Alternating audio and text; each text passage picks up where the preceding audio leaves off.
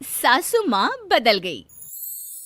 कहानी उस घर की है जहाँ बहू और बेटी को एक माना जाता था, लेकिन फिर अरे शिखा बेटा, तू रसोई में क्यों घुसी रहती है? जा, रोटी मैं बना लूंगी। नहीं नहीं माँ जी, आप बैठिए, बस सारा खाना बन ही गया है। श्वेता को बोल देती हूँ, वो खाना लगा देगी सबका। सॉरी भाभी, मेरे पास वक्त नहीं है। माँ, मुझे पैसे देना, पार्लर जाना है। हाँ हाँ चली जाना, भाभी को भी ले जाना।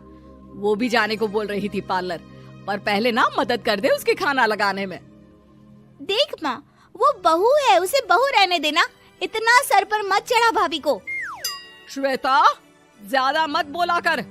बहू और बेटी में कोई फर्क नहीं होता है। जा जाकर काम कर। ननद को माँ का भाभी से इस तरह प्यार करना बिल्कुल अच्छा नहीं लगता।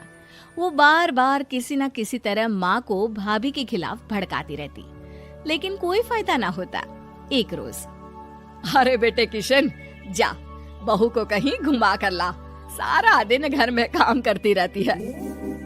हाँ हाँ माँ, हम लोग जा रहे हैं ना गोवा। अच्छा जी, भाभी ने तो हमें बताया भी नहीं। वैसे तो सारी पंचायत करती है, ये गोवा वाली बात क्यों छुपा गई हमसे? अरे क्योंकि उसे खुद नहीं पता था बहन। मुझे टिकट सस्ती मिल रही थी तो मैंने बुक कर दिया। हाँ शिखा, पैकिंग कर ले, संडे हम जा रहे हैं गोवा। दोपहर में शिखा पैकिंग कर रही थी कि सास आ जाती है।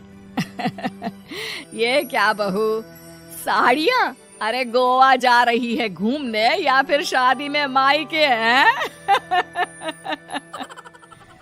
माँ जी, ऐसा कुछ है ही नहीं, समझ में नहीं आ रहा क्या रखूं कपड़े में। अरे तेरी और श्वेता की साइज तो एक ही है, उसके कुछ मॉडर्न कपड़े ले ले, आकर लौटा देना। हाँ माँ जी, ये ठीक रहेगा। शिखा श्वेता के पास जाती है और उससे कपड़े मांगती है। ना जी ना, मैं अपने कपड़े ना दूं, वैसे भी फैल जाएंगे मेरे कपड़े, बहुत महंगे वाले हैं। शिखा मुंह लटकाकर कमरे में आ जाती है तो सास कहती है, चल तैयार हो जा, तुझे मैं शॉपिंग करा कर लाती हूँ गोवा की। बस फिर क्या था, सास बहू निकल जाते हैं मार्केट और एक से बढ़कर एक ड्रेस खरीद कर घर आते हैं। पहले बता देती कि नए कपड़े दिलाने वाली है भाभी को, तो मैं अपने ही दे देती ना भाभी को, मुझे दिला देती नए कपड़े। देख श्वेता, परिवार का मतलब सबके साथ रहना होता है, ना कि सिर्फ अपना सोचना। वैसे भी तुझे अच्छे संस्कार सीखने चाहिए। और रही बात कपड़ों की, तो शिखा, आज से घर पर भी तू मॉडर्न कपड़े ही पहनेगी। कोई जरूरत नहीं है ये साड़ी वाड़ी लपेटने की। अब क्या था, घर पर श्वेता और शिखा एक जैसे रहते। एक बार पड़ोसन आती है। अरे बेटा, अपनी माँ को तो बुलाना जरा, बात करनी है। शिखा सास को बताती है और रसोई में चली जाती है। ये आपकी बेटी बहुत बड़ी हो गई है, इसके लिए एक रिश्ता है, कहो तो बता दूं। ये बेटी नहीं बहू है, घर में सब एक जैसा ही रहता है। वैसे मेरी बेटी भी बड़ी हो गई है, कोई रिश्ता हो तो जरूर बताना। पड़ोसन रिश्ता लेकर उन लोगों के घर आती है। तब श्वेता की होने वाली सास कहती है, तो ये घर है, कितने मंजिल का है? और ये बहू ने आपकी क्या पहन रखा है, जीन्स टॉप?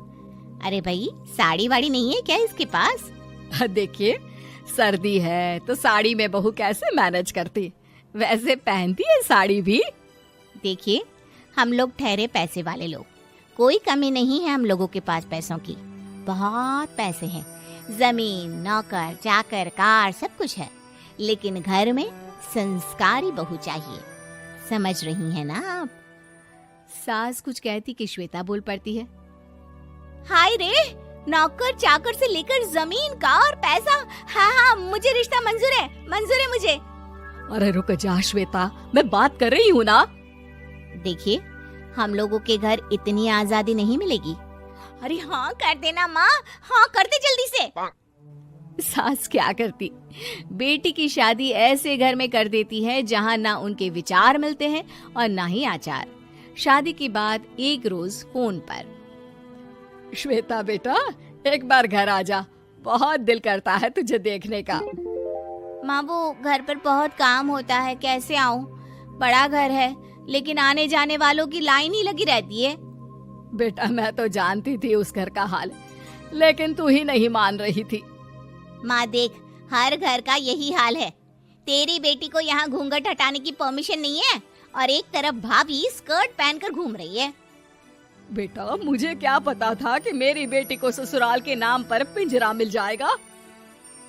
अच्छा माँ, फोन रखती हूँ, सास को गर्मा गर्म रोटी खिलानी है।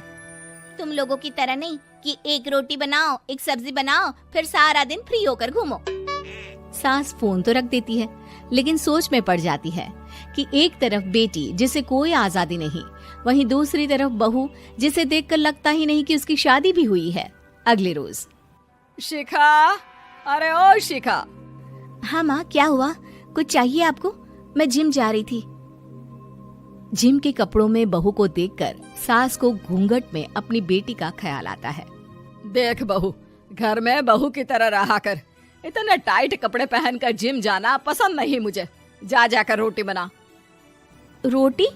माँ अभी तो शाम के 6 बजे हैं, इस वक्त रोटी? अब क्या मेरे खाने पीने पर भी पहरा है? अरे जब मर्जी तब मैं अपने घर में खा भी नहीं सकती क्या? बहू को अजीब लगता है। वो समझ नहीं पाती कि जो सास कल तक इतनी सपोर्टिव थी, उन्हें अचानक से क्या हो गया। वो किचन में जाती है, गरम रोटी के साथ 2 तरह की सब्जी, रायता, सलाद सब लेकर सास के पास आती है। माँ जी, खाना। इतना सारा खाना? राक्षस समझा है क्या मुझे? रोटी मांगी थी मैंने गर्मा गर्म बस। पर माँ जी, रोटी खाती किससे आप? सब्जी तो बनानी थी ना। अरे भूख मर गई मेरी तेरी बहस से। जा जाकर काम कर, अंदर पूरी रसोई साफ कर। बहू अंदर चली जाती है। थोड़ी देर में श्वेता घर आती है। अरे शिखा जल्दी से चाय ला, पकवान बना, मेरी बेटी आई है। अरे नहीं नहीं माँ, ड्राइवर बाहर खड़ा है। मैं तो घर का कोई सामान खरीदने के बहाने यहाँ आ गई हूँ, मुझे जाना होगा। अरे बेटा, पर कितने दिनों बाद देख रही हूँ तुझे, रहने आ जाना 2-4 दिन के लिए। आ जाऊंगी माँ, जब मेरी सास मरेगी तब। मैं तो रोज मन्नत मानती हूँ कि मेरी सास मर जाए तो अच्छा है। अच्छा चल, जा रही हूँ माँ। हे भगवान, कैसे कैसे दिन देखने पड़ रहे हैं मेरी बेटी को। सास अंदर जाती है, जहाँ श्वेता की जिम वाली सहेली का फोन आया होता है।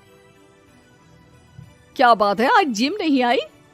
अरे पता नहीं यार, आज माँ को क्या हो गया अचानक। पर खैर कोई नहीं, लगता नहीं कि मैं अब जिम आ पाऊंगी। शिखा स्पीकर पर बात कर रही थी, जिसे सास सुन रही थी। यार ये सास ना होती ही ऐसी है। मैं तो कहती हूँ बुढ़िया जल्दी मरे और तू आराम से जिए। शिखा को सहेली की बात पर गुस्सा आ जाता है।